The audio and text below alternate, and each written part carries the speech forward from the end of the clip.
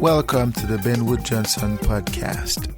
You can visit Dr. Johnson's blog at benwoodpost.com. Dr. Johnson's works can be found at drbenwoodjohnson.com. You can also support Dr. Johnson on Patreon, the link to which is in the description.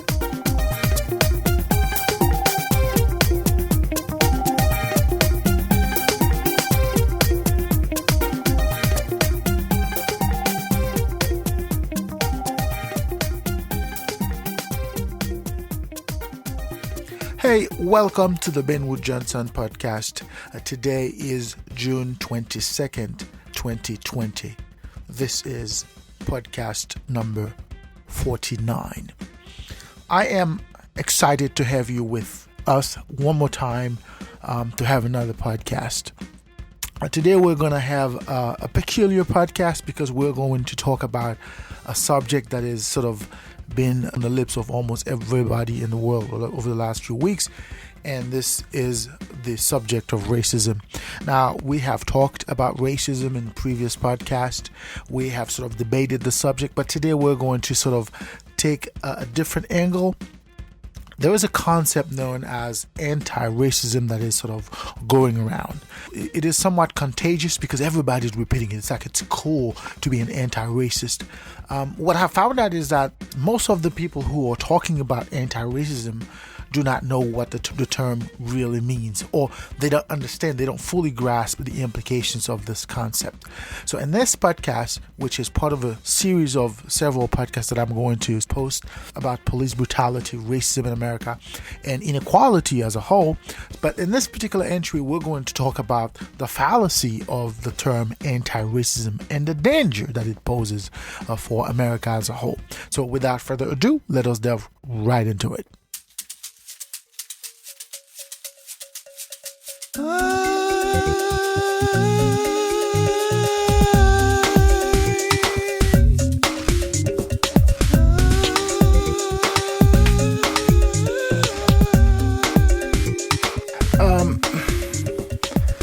It's about 3 o'clock in the morning, and I have decided to record this podcast. And the reason I decided to record this podcast is because I think something very dangerous is happening in America. It is dangerous because some of the folks who are advocating for that idea do not seem to understand the implications of that understanding. In this case, I am referring to the concept of anti-racism. Now, I didn't intend to record a podcast at this point. I was waiting sometimes in July to start a new season, but I think it is important to sort of come out of my shell and to make that statement. So of course, I have been sort of on Twitter trying to make sense of the discussion and try to put in my 2 cents in terms of what I think is going on in America. Now, let me backtrack a little bit to sort of give you a background as to where I am coming from, okay? Now, America is a divisive country by nature. And when I say America is a divisive country, I don't want to sort of put America into a particular category, suggesting that only America is divisive. I think most countries, if not all countries, are divisive, and to the extent that there are always going to be people with different viewpoints, worldviews, if not, about the world, about their country, about where things should go, how things should be, and so on and so forth. So, but America is the prime example in the world as far as divisiveness is concerned, because although on the surface there seemed to be a sort of delineation as to who's what and who thinks what, fundamentally there's something unique about America. But most people don't understand the uniqueness of America. Now, when I say uniqueness of America, what I'm referring to is this idea that America as an entity is sort of an enduring puzzle, to the extent that it is a country that has something far beyond understandings about the world, far beyond views about how things should be, and so on and so forth. So despite the fact that America is a divisive country, but there's something underlining that, and perhaps that's what has kept this country together over the last however years that this country has been around.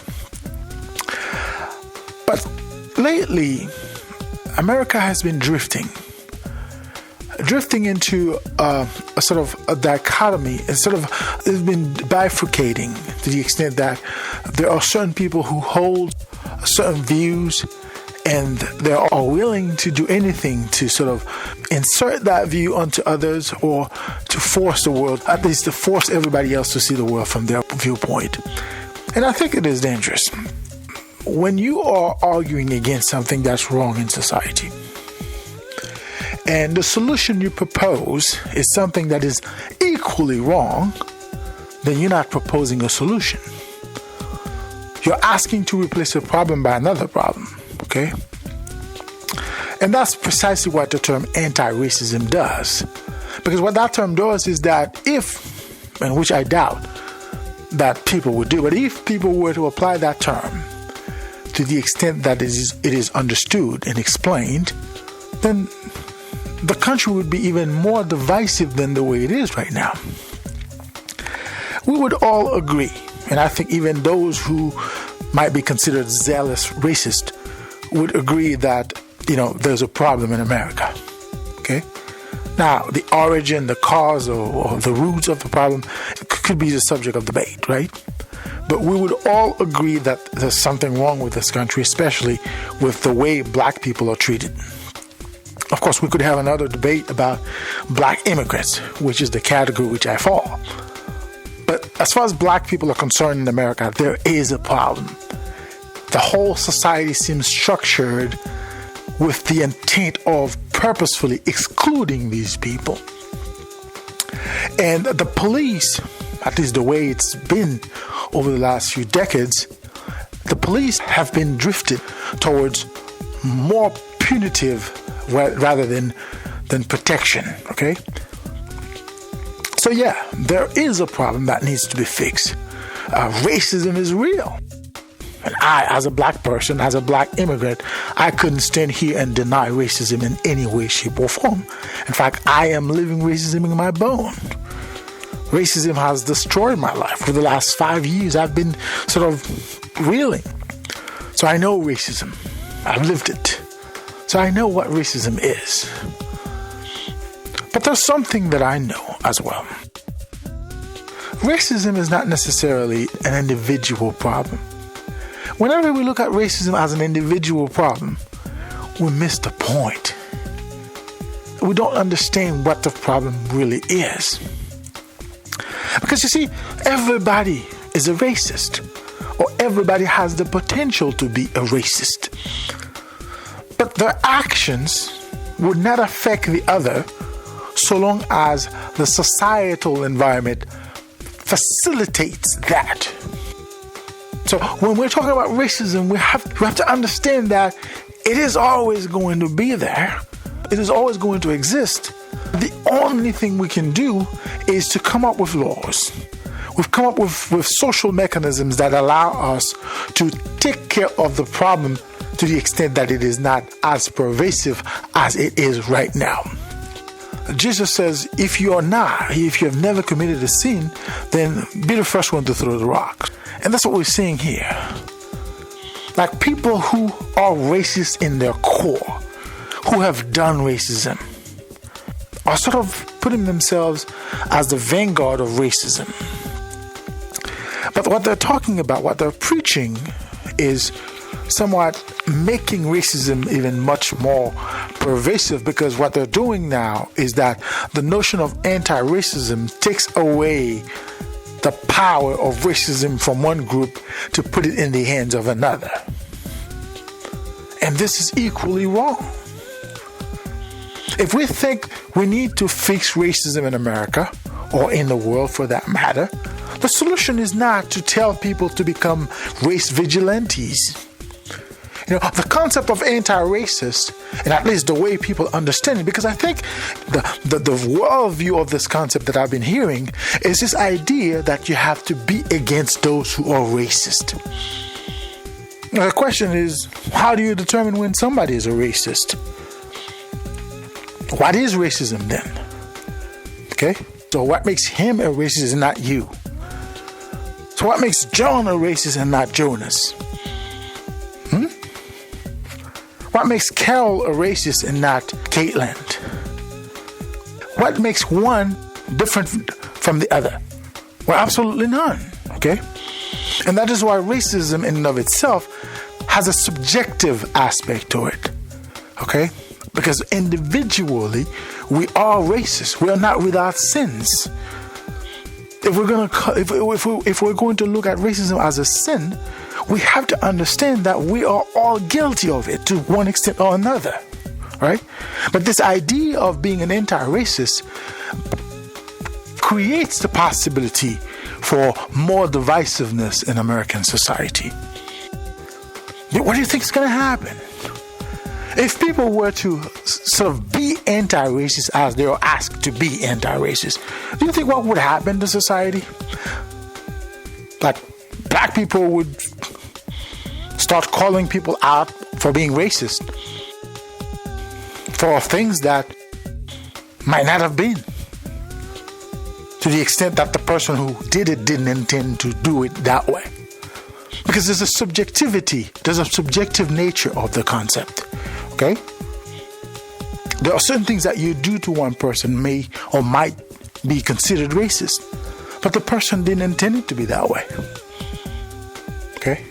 So I think that's what the problem is, because you are creating race vigilantes, and I think this is going to contribute to the divisiveness of society as a whole. This is not what America needs right now. America needs unity. Okay? America needs humility. People need to understand that we are people. We do things that hurt one another. We say things that hurt one another. And when that happens, we have to have a mechanism to solve that. See, right now, racism is not acknowledged as a problem. And I think that's where we need to begin. We need to create a mechanism that makes racism a problem. We have to have a clear definition as to what is racism. Which conduct we are going to agree as a society to label as racist. And when those conducts, or when somebody engages in those conducts, then we can say, okay, that was defined as racist, and you engage in that conduct. Therefore, there are laws, there are rules that are going to apply to sort of punish the individual within the context of what the individual did. So until we look at racism from this angle, everything we're saying is division. We're just creating a divisive society. Okay? And I don't think that's the right approach.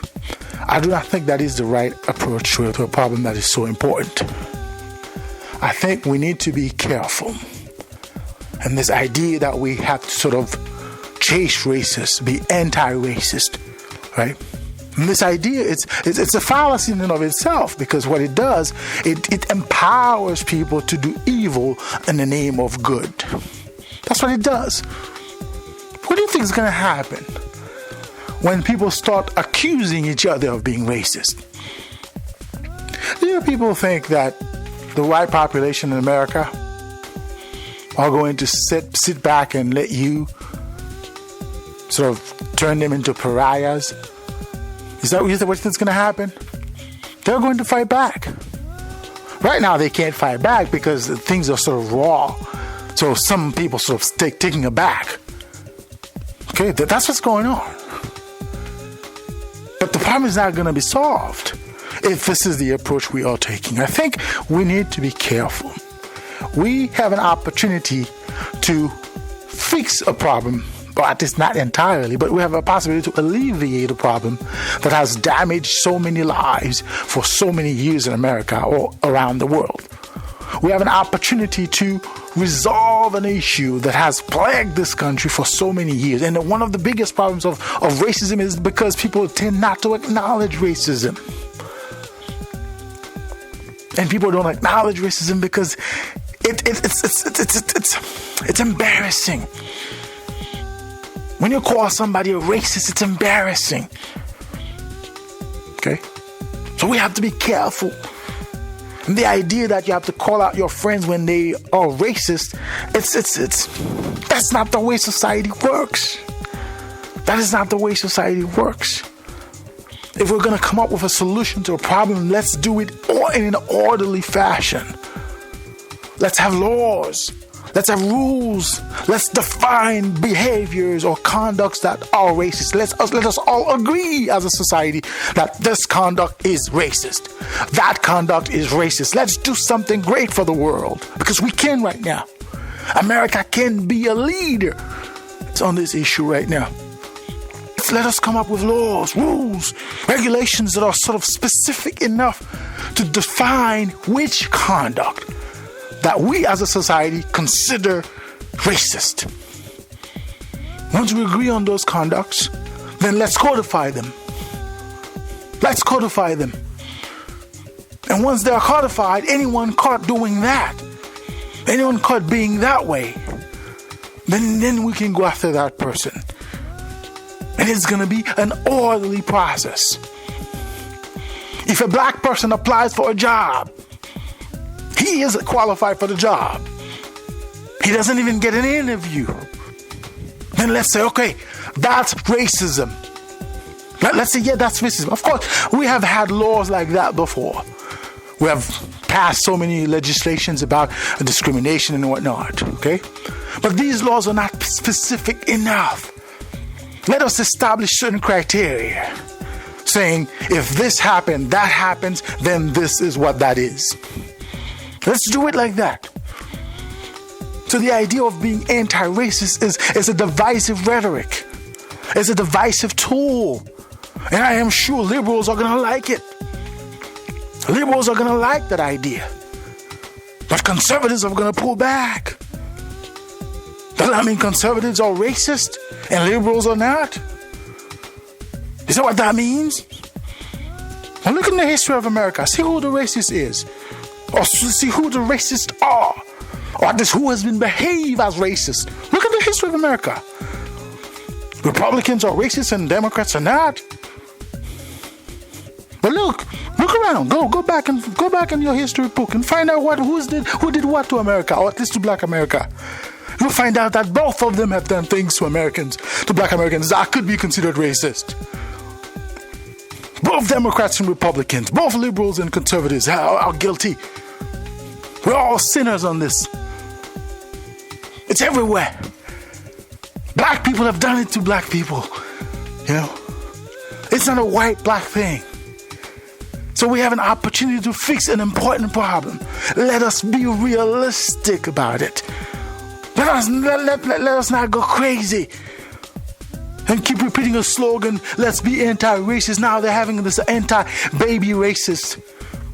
Right? Don't do this to our generations. Don't do this to our children. Let us be realistic. Let us keep our head high on this one. Let us stay strong and resolute. Let's know what we're doing. We have an opportunity to change that society.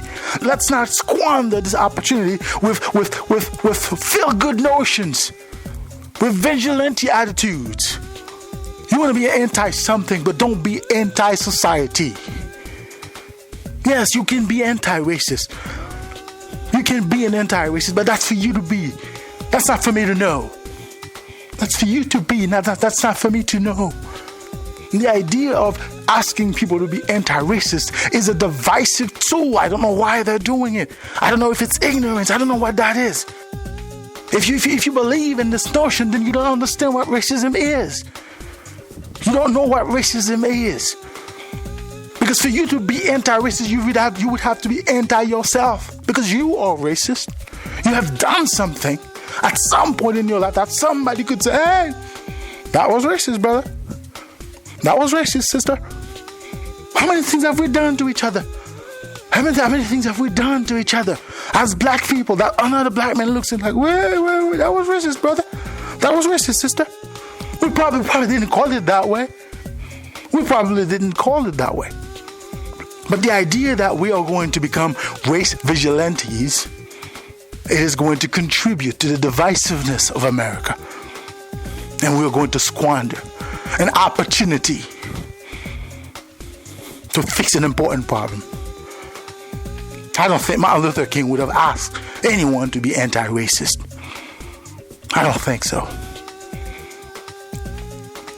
I don't think Malcolm X would have asked anybody to be an anti-racist. I don't think Medgar Evers would have asked anybody. None of those icons in the civil rights movement, I don't think any of them would have asked for this. Okay? Right now, America does not need anti-racist. America needs laws, legislations, rules, procedures that govern certain interactions between certain groups of people. Because for too long, some people have taken advantage of the beast within to treat the other with impunity. For too long. Because the guy who wears a badge as a police officer, he has a right to act like a monster. And society applauds. No, we need to stop that. But that does not necessarily mean that we are for racism. We need to have laws. We need to have rules that establish how we should interact with one another. And if a conduct falls within a particular parameter, it falls within a defined understanding, we can take actions against that individual. And justice will be served. I'm not the kind of person who believe in a society that sort of takes away individual freedom. I don't believe in that. In fact, I believe in individual freedom. I believe the individual must be free to choose, free to be, free to exist. But what we're doing right now is not freedom. What we're doing right now is insanity. Right now, at least most people believe in this notion because they've been repeating it in your head. They've been playing it on TV. Of course, they have a political angle. Pay attention to what they're saying because there's a political angle. But we have to be rational to the extent that we can. The idea of anti-racism is bad for America. It's bad for the future. This is not going to solve the problem. It is going to antagonize a group of people. And we're going to squander. We're going to lose the opportunity to fix a very important problem in American society. And if we were to let that opportunity slip by, pass by, we would only have ourselves to blame. And if I'm alive, whether it's 10 years from now, 20 years from now, I am going to point out all of those who have been echoing that nonsense.